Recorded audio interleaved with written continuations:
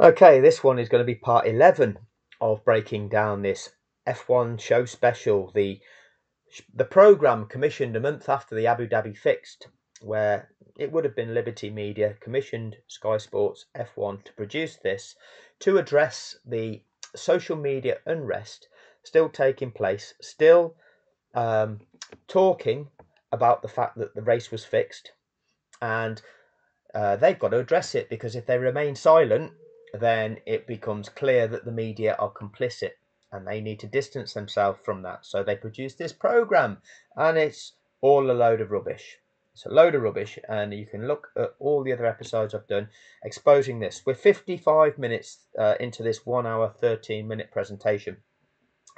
I won't go to the full extent of the 1 hour 13 minutes, because the last few minutes they talk about the 2022 season and the new technical regulations for the design of the new cars.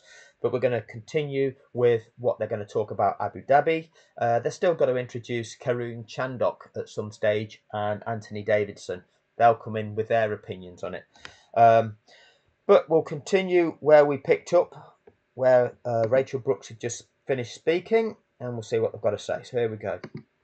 Yeah, can I be a contrarian on this one, Yes. and go back to one man who might have thought that the more outraged the fans get, the more eyeballs are on the sport, and that being Bernie Ecclestone. That he used to espouse that theory, didn't he? That okay, maybe we've gone one step too far, but I can't remember the time that we've been doing this, as Rachel said, more interest in the sport. Maybe we've gone one step too far. Maybe we've gone one step too far. What a contrivance. What a contrivance. It's rather telling, isn't it?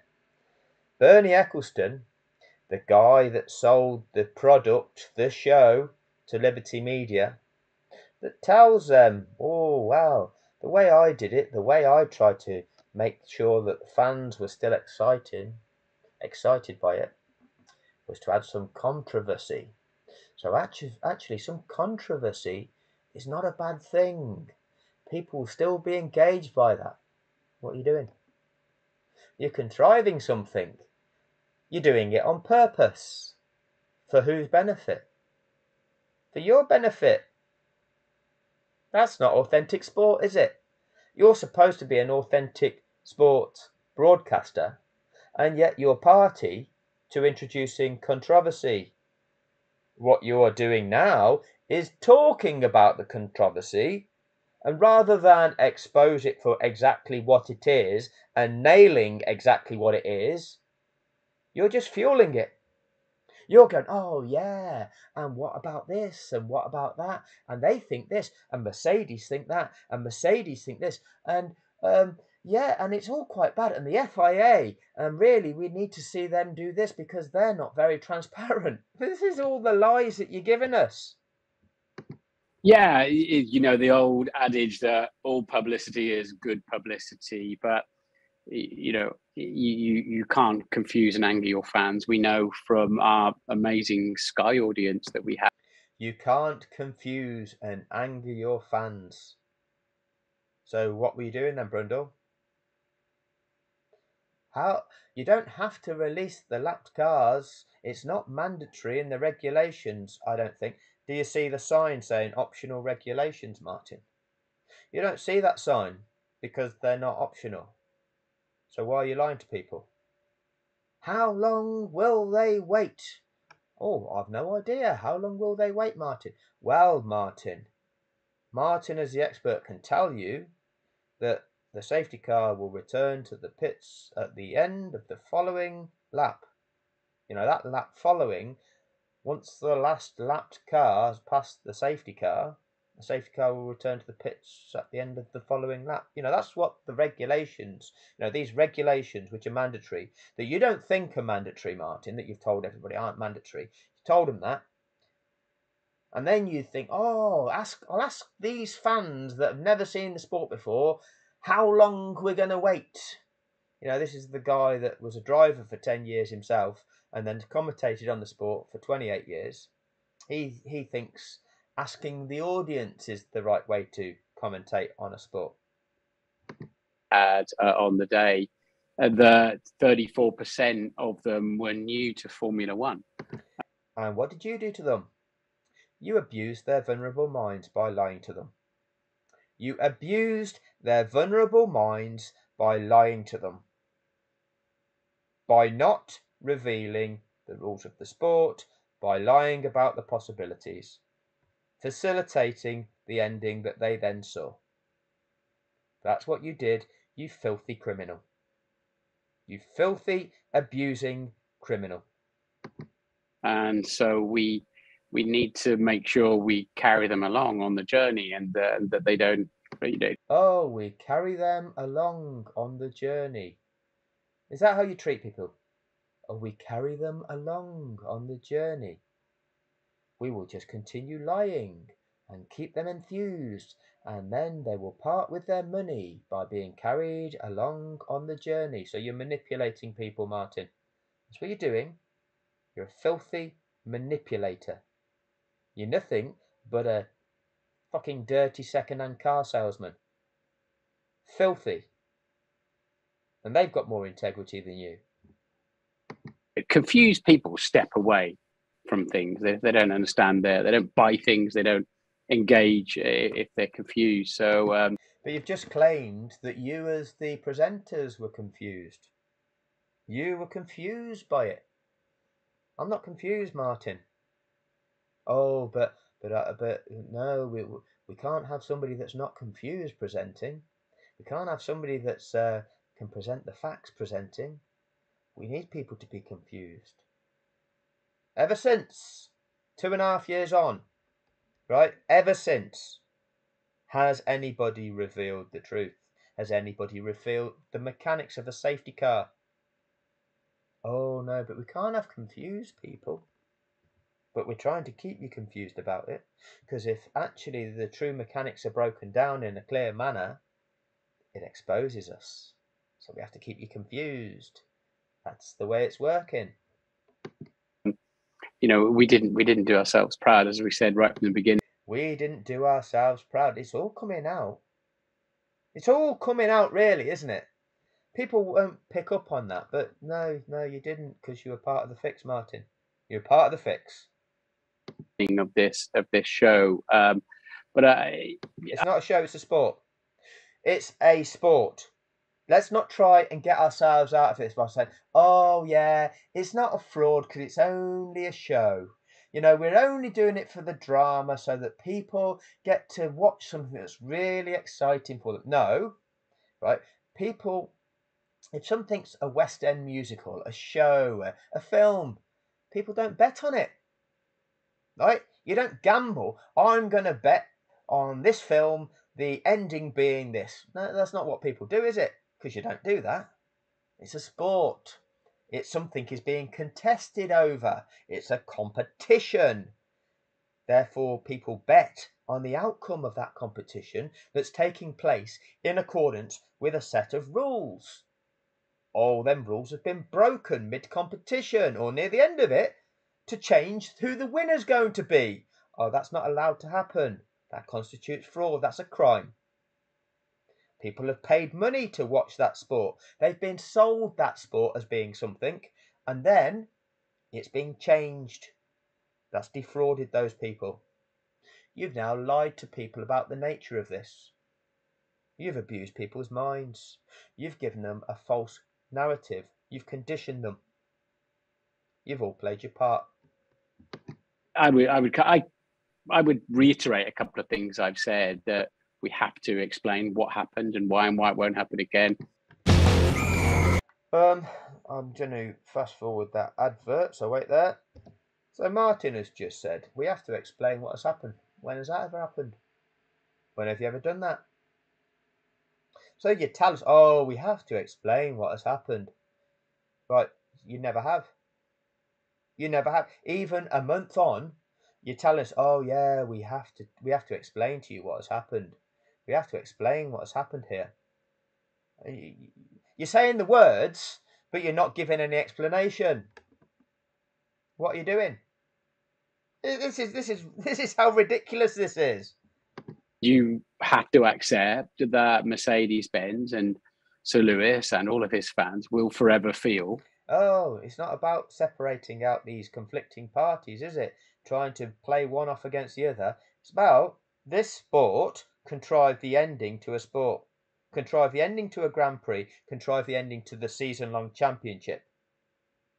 Oh, Mercedes-Benz, Lewis Hamilton. No. The sport contrived its ending. That's a fraud. That's not a that's not a valid sport, is it? That world championship was stolen away from him, and I don't think that's going to change. Yeah, I mean, something was stolen from one of the competitors, and I don't think that's going to change. We'll see. As I mentioned at the start of the program, the shades, aren't there, of 1989, where Senna, felt that the thing was weighted towards Alain Prost after the coming together at Suzuka, and how he had to apologise, didn't he, to Balestra and to Pfizer, as it was at the time, so he could get a racing licence for 1990. Oh, so that was when a French guy was head of the FIA and favoured a French driver in Alain Prost, and therefore Senna. Oh, he felt, did he? He felt, no, he clearly was being disadvantaged. That would be corruption. Okay? That corruption emerged after the event. It wasn't necessarily playing for a global audience to necessarily understand at the time. Some would have done. Back then, back in 89, I don't know, in between primary and secondary school age, something in that region. So, would my knowledge have been able to understand that? Probably not. Probably not. What we saw at Abu Dhabi was played out in front of a global audience and clearly corrupt. Many of us were able to understand that. You're trying to cover it up. You're now trying to make comparisons with something that took place 32 years previous. Well, things evolve. Just because there was an injustice 32 years ago doesn't mean that we should tolerate one now. We should have learnt our lessons from the past. What may have taken place years ago, decades ago, we're not going to be tolerant of these days. We've got an increase in technology. We've got evidence. We've got cameras. We've got a greater level of understanding. There is media that we can see and have things broadcast to people to help people understand. He felt hard done by. It's not the first time that a driver has felt hard done by, but do you think there will be an asterisk always over this season from all sides, Ted, or will that be forgotten in time? I mean, it'll be... No is the answer. There will always be an asterisk over the season. There will always... That title will be stripped away from Max Verstappen at some point in time. That's the way it's going to be. Okay? That will be exposed as being fraudulent. But 2.5 years on from this, it's almost 2.5 years on from it, there's still an asterisk. There's still many people that know that 2021 was fraudulent. And they also know that 2022, 2023, 2024 is also fraudulent, because Red Bull broke the cost cap at the very start of this set of technical regulations, giving them a huge advantage. It's like drug boosting. If you have gained performance advantages through taking drugs, those gains, those enhancements to your body remain with you. And if you're allowed to continue competing with the benefit of those enhancements, you'll continue winning, having benefited from cheating. Red Bull were allowed to do that. Oh, but you're witnessing the best driver we've ever seen. No. He's driving a car that was produced and developed having broken the rules and regulations of the sport. But you, the media, are trying to collectively convince us that we're watching greatness. This is how filthy you bastards are.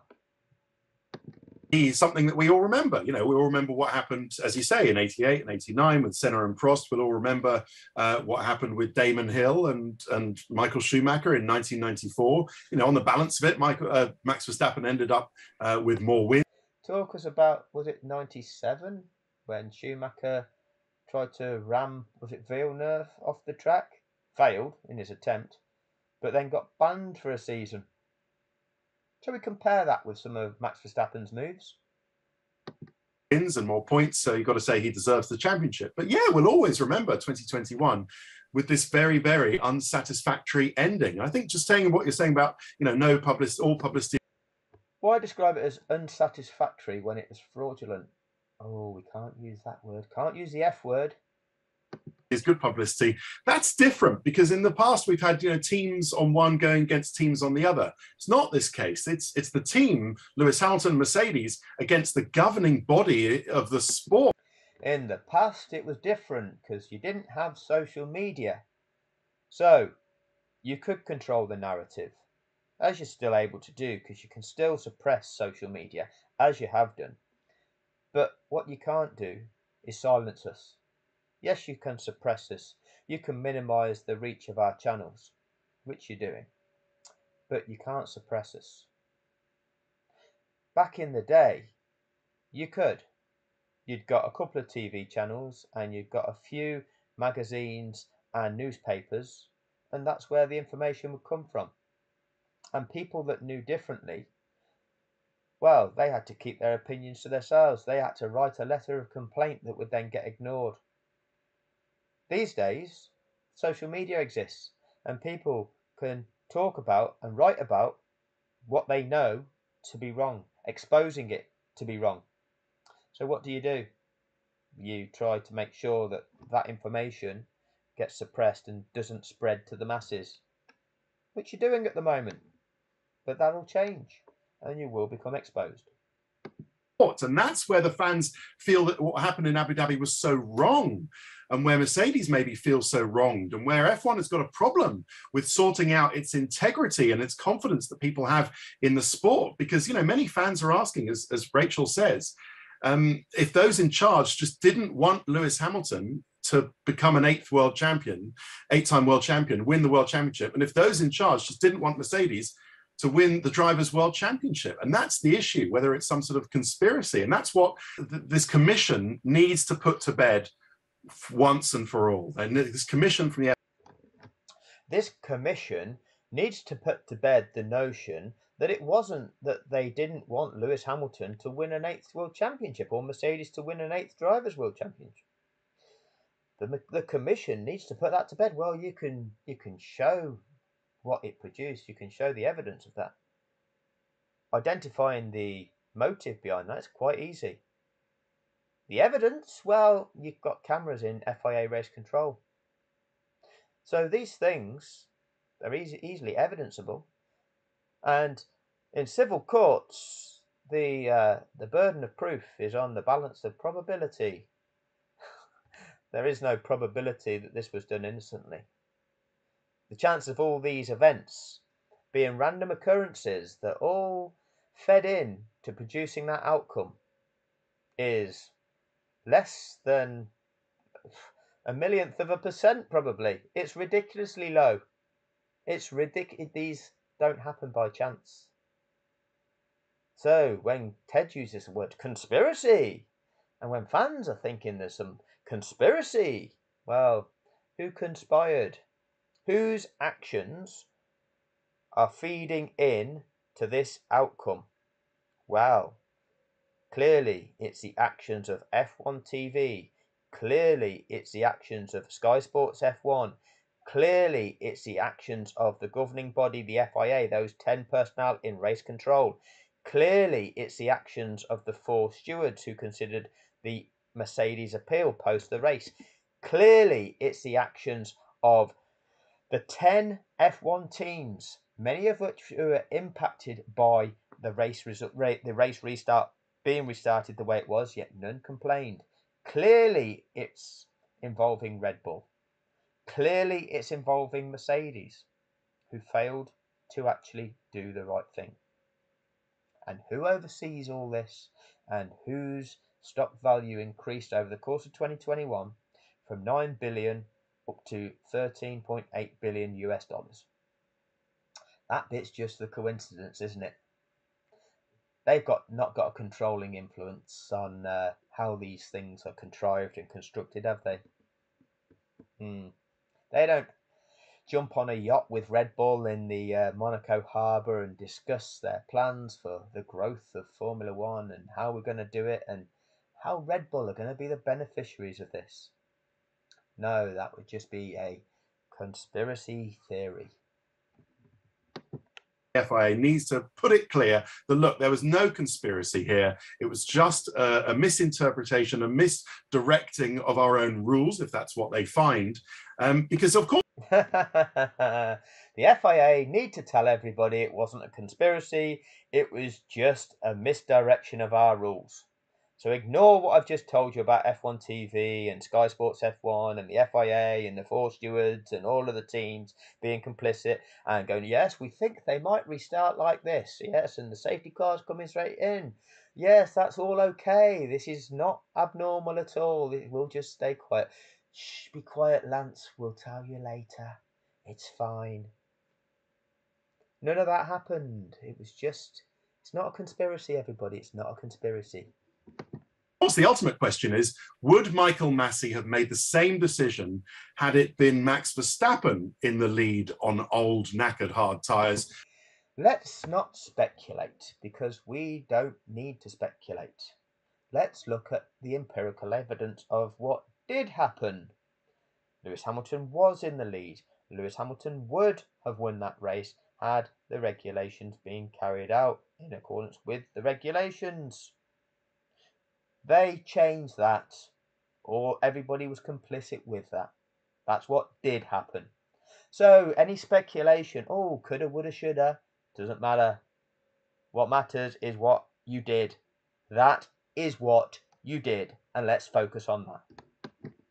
And Lewis Hamilton behind on fresh, soft tyres. And that's what really the question about that, I think, in the fans' mind is what's eating. Let me introduce this for you to argue about in social media, to keep fueling the fire and keep social media, Formula One trending in social media, so the advertisers can advertise their wares in F1 social media and we will make money. Eating away at the credibility in a Formula One. And that's not a good thing, is it, Simon? That's bad for Formula One. If in fans' minds, as Rachel's been saying, that there's a question about the integrity and credibility of F1. So we've sat through almost an hour of you doing a presentation. You've brought in all these different faces and you still can't tell us. You still can't break anything down to simple facts and expose the truth. Still waffling. Still introducing things to be argued about in social media. Yeah. Did you see any point in there, Ted, where Massey had time to sit and work that out? Well, there was that.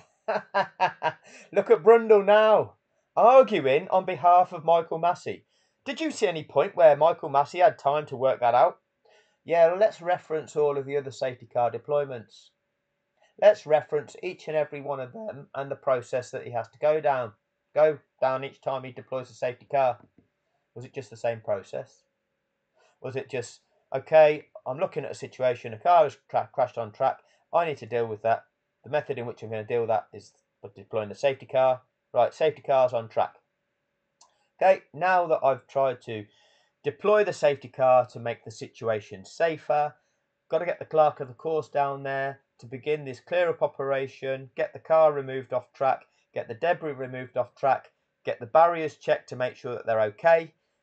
Once that's all been declared safe and cleared up, then I've got to carry out the procedure, which is to release the cars that have been lapped, and then the safety car will come in at the end of the following lap. 4 times, the Massey has chosen to keep that safety car on track for yet a further lap beyond that lap to enable those released cars the ability to catch the back of the pack, to fully catch.